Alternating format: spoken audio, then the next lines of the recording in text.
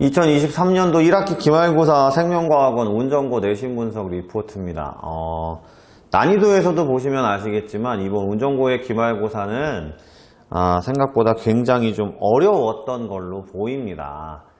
제가 풀어봤을 때도요, 우선 지문이 굉장히 길고요. 그 다음에 새로운 유형의 문제들도 내려고 애쓴 부분도 보이고, 그 다음에 이제 가장 중요한 거는 여러 개념들을 이제 복합적으로 집어넣고, 그 다음 그것들을 이제 미지수화해서 이제 하나의 개념에 대해서 내가 이 부분을 정확하게 요걸 알았다라고 하더라도 그 다음 이제 부분에서 요 부분을 이제 미지수화한 거죠. 또 이 찾아야 되는 이런 문제들이 나오다 보니까 시간적으로도 굉장히 힘들지 않았을까라고 보이게 되는 형태였어요. 아무래도 1학기 중간고사 때 이제 1등급이 없다 보니까 그런 식으로 문제를 출제된 걸로 보이고요. 학생들 입에서도 이제 역대급이었다라는 얘기가 나올 정도의 문제가 되지 않았나 싶어요. 이제 항상성이나 방어라는 부분 자체가 이제 그래프나 개념들을 가지고 이제 문제를 푸는 것이 굉장히 좀 까다로운 부분인데, 그랬던 시험으로 보이고요. 그 와중에도 이제 100점이 2명 있었습니다라는 것 때문에 좀 불편한 학생들도 있을 수 있는데, 어쨌든 90점대 초반이나 이제 80점대 후반 정도가 1등급이 될 정도로 이제 1등급의 점수폭도 굉장히 크지 않았나 싶어서 이제 2등급, 3등급 정도의 친구들은 그 부분에서 이제 점수대가 많이 갈리지 않았나 생각이 들어요. 처음에는 이제 누적으로 하시겠다라고 했다가 그 부분을 좀 철회를 하고 이제 시험 범위가 나온 거라서 어떻게 나올까라고 궁금했었는데, 이 항상성이랑 방어 요 부분, 신경계 부분 빼고 그 부분에서도 굉장히 좀 문제를 심도 있게 내지 않았나 생각이 듭니다. 객관식이 27문항 출제가 됐는데요.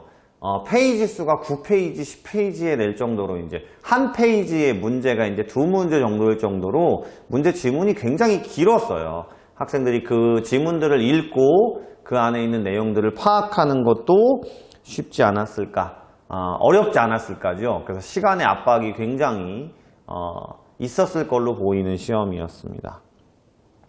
대표 문항 분석을 좀 보면요. 3번 문항에서 이제 양성 피드백이라든지 그 다음에 이자가 혈당량을 직접 감지하는 문제를 출제를 했는데요. 요 부분은 타학교 내신 기출문제에서 많이 나온 형태는 아니었어요. 단지 이제 학원에서 2020년도 중상고에서 한번 출제가 됐었기 때문에 내신 기출문제를 이제 학생들에게 내신 준비할 때 이제 주는데 한 문제 정도 들어있으니까요. 결국은 그 문제들을 풀어나갈 때 자기가 이제 몰랐던 개념이나 특이한 개념들, 그리고 특히 양성 피드백은 제가 이제 학교에서 배웠는지 학교 선생님에게 계속 체크를 해라. 양성 피드백이라는 부분이 호르몬에서 많이 나오는 부분이 아니기 때문에 그렇게 언급을 했었는데도 불구하고 이제 고3 모의고사나 이런 부분에서 어려운 문제들 위주로 공부를 했던 친구들은 그런 디테일한 부분을 놓쳤을 수도 있지 않을까 싶고요. 그 다음에 4번 문항의 셀룰로스 세포벽, 이제 식물의 세포벽이죠.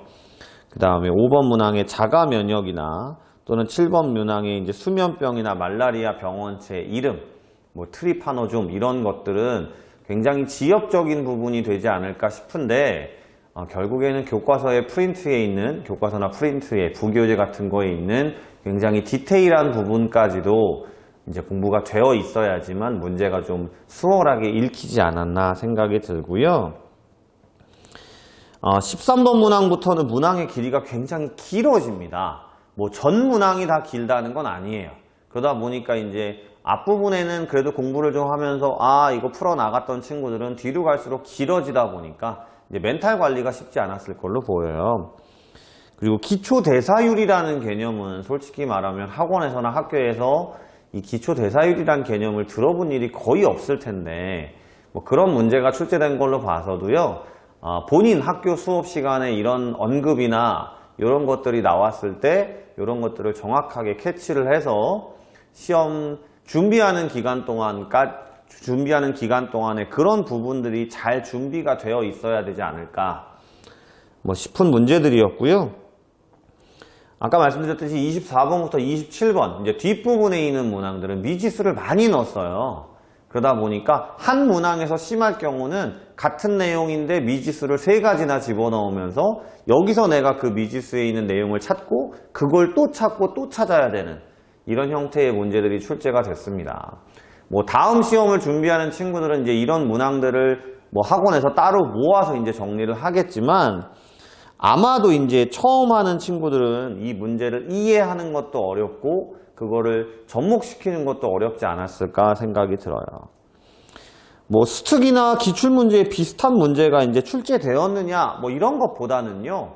이제 기본 개념에 대해서 얼마만큼 정확하게 가지고 있느냐 그리고 그 기본 개념에 대해서 내가 문제를 찾을 때 이 시간의 압박이나 멘탈의 흔들림 때문에 내가 찾은 것들을 옆에다가 이제 이동시킬 때 미지수를 이동시킬 때 그 내용을 잘못 적용하면 갑자기 또 문제가 하나도 안 풀리면서 멘탈 부분에서 많이 흔들리지 않았을까라고 생각을 하기 때문에 이번에 학생들 시험 본 것들이나 그 이후의 피드백을 보면요.